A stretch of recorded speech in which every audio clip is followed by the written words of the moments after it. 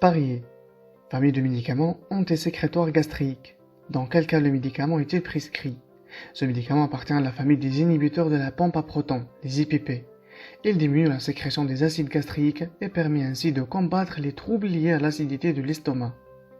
Il agit de façon prolongée, mais retardée. La baisse de l'acidité de l'estomac demande un délai de quelques jours. Il est utilisé pour traiter les symptômes du reflux gastro-œsophagien, les inflammations de l'œsophage, œsophagite et prévenir les récidives. Traiter les ulcères de l'estomac ou du duodénum, traiter le syndrome de Zollinger-Ellison. En association avec un traitement antibiotique spécifique, ce médicament permet l'éradication d'un germe appelé l'Helicobacter pylori, très fréquemment retrouvé, responsable des récidives de l'ulcère. Mode d'emploi et posologie du médicament.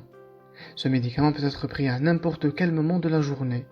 Lorsqu'il est administré en une seule prise, il est généralement conseillé de le prendre le matin avant le petit déjeuner pour éviter les oublis.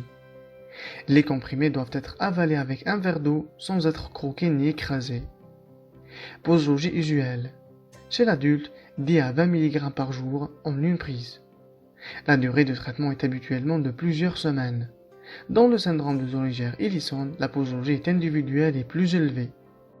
Dans l'éradication de l'Helicobacter pylori, 20 mg 2 fois par jour, matin et soir, en association avec un traitement antibiotique pendant 7 jours.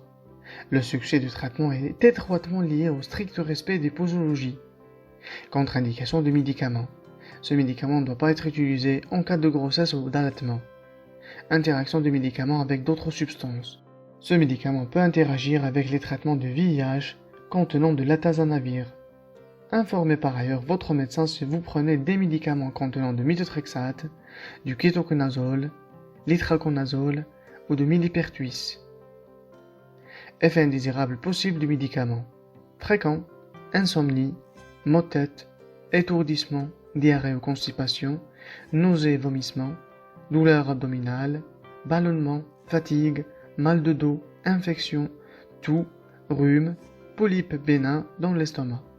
Peu fréquent, nervosité, somnolence, digestion difficile, bouche sèche, éructation, éruption cutanée, douleurs articulaires ou musculaires, crampes, rougeur cutanée, augmentation des transaminases.